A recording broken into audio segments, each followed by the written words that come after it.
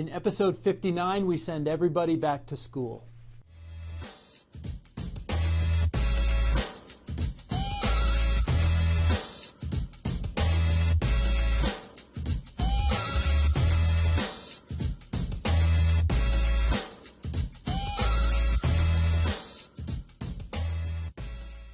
Welcome to the Mullooly Asset Show. I'm your host, Tom Mullooly, and this is episode number 59. Where do we get these great questions from? I know I ask that a lot, but we get them from you. We get them from our clients.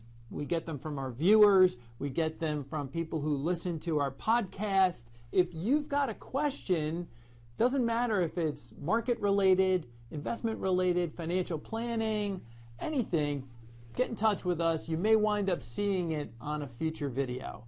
So Tim, what are we going to be talking about today? What are some of the benefits of having a 529 plan? 529 plans have been around now for about 20 years. The first time I heard of it was in 1998. They have grown more and more popular as the years have gone by. They started out as temporary tax benefits. They became permanent with the Tax Reform Act in 2006. So what happens with a 529 plan? You put money in to a 529 for a student of yours. Could be a child, could be a grandchild, nephew, niece. You can put money into a 529 account, and that money is going to grow without taxes until the money comes out for college, which is really fantastic. The idea of money compounding without taxes is a tremendous gift, and people should really look at whether it makes sense for them. It does in a lot of cases. So let's talk about this. The money grows without any kind of tax. You don't get a 1099 each year. The only time you're going to get a 1099 with a 529 account is when you take a distribution. Now, this is important to understand.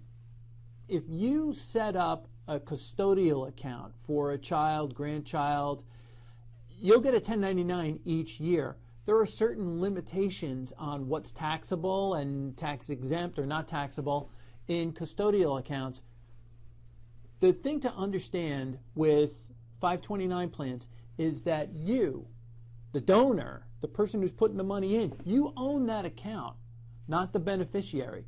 With a custodial account, when that child or the minor comes of age, in some states it's 18, in a lot of states it's 21, with a custodial account, the minor's going to own that account on their 21st birthday or their 18th birthday. So if they want to go out and buy a Corvette, technically the money's theirs. I haven't seen a situation like that in 30 years, but you never know. With a 529, the donor owns the asset. So if you do need the money, you can take it out, but there's some tax ramifications with it. We want to keep these videos short, so we won't get into all the details with that. The other thing to know is that unlike a Roth IRA, there are no income limits. So if you're a high income earner, you can still put money into a 529 plan. There's no annual limit in terms of what you can put into it, but there are some lifetime caps depending on which state plan that you are contributing to. So I talk about these state plans. It's important to know that every state has their own plan. So if you live in New Jersey, there's a New Jersey plan. If you live in Rhode Island, there's a Rhode Island plan. It doesn't necessarily mean that you have to invest in that plan. There are some states that will give you a tax deduction if you buy into their state plan. There are other states that they don't really care. And then there's what plan you go into. Then there's other states that say, we don't care what plan you go into, you're not getting a tax deduction anyway. So you get long-term compounding, but then you also get the potential for some tax deductions that come with it. There are 6 states that offer a state income tax deduction, and it doesn't matter what plan you go into. So if you live in Arizona, Kansas, Minnesota, Missouri, Montana, and Pennsylvania, those 6 states say, hey, we don't care what plan you go into. If you contribute to a 529, we're going to give you a little break on your state income taxes.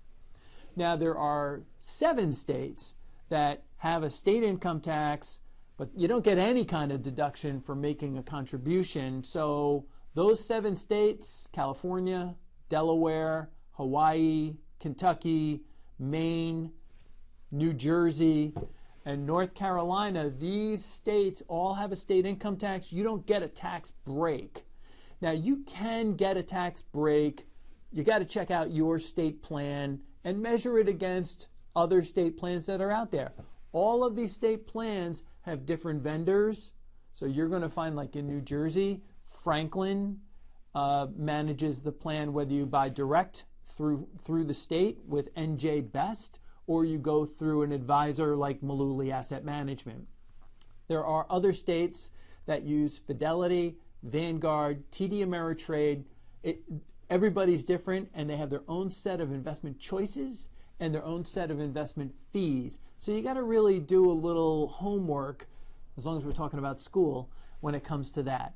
But before we end the video, I just wanted to mention something else.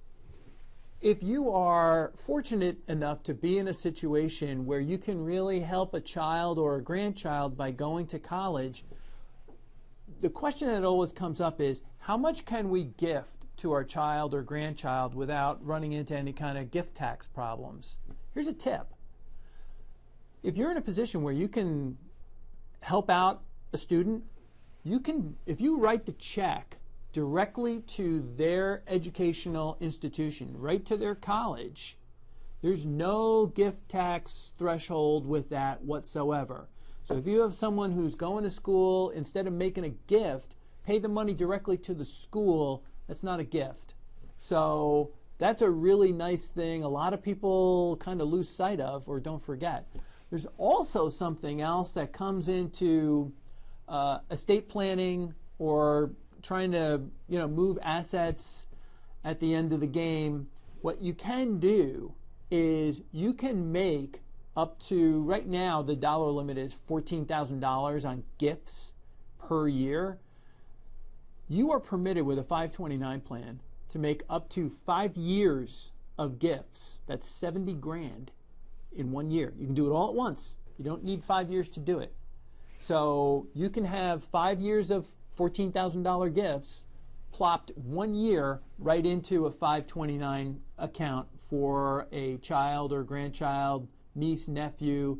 Makes a lot of sense. It's something that's worth considering. Obviously, we can't cover everything in this video, but there's a lot more to 529 accounts and 529 plans that most people don't really understand. So get in touch with your investment advisor. If you don't have one, feel free to reach out to us. Thanks for watching episode 59. We'll see you on the Big 6-0.